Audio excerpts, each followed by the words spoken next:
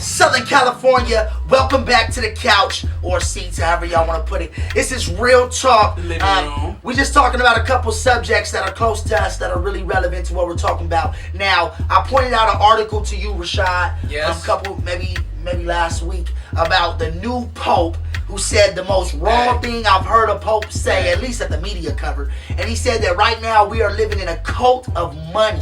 That the world is based on a cult of money. And, you know, it's real divine in what he was saying because I thought it was pretty dope. He said this. The Pope, well, this is according to the Associated Press. Pope Francis has denounced the global financial system, blasting the cult of money that he says is tyrannizing the poor and turning humans into expendable consumer goods. Meditate on that. Meditate on that.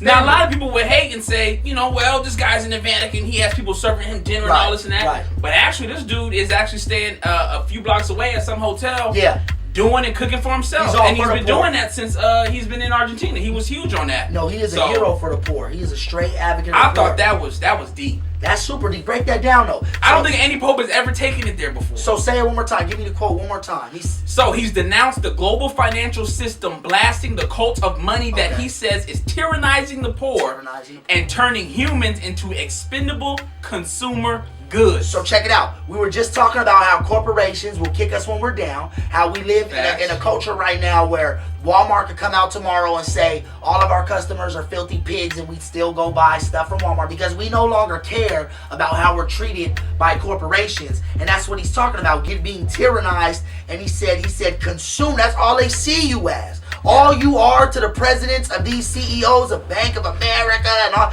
all we are is numbers. That's it. There's no more people. They see us as a number. I read somewhere. They said they are and this is the banks. This is the elite, the top 1%. I'm talking about the really elite, not rich but wealthy. Yeah. I read somewhere that they put out a statement. The bank saying property should not own property. And so they are literally making it so difficult for us. You notice how it's really difficult to own property these days compared to, let's say, 1920 or even before that. And it's all about having your own land. Because if you don't have your own land, you can't couldn't vote. You couldn't vote at one point if you weren't a property owner. If you weren't a property owner, you couldn't vote.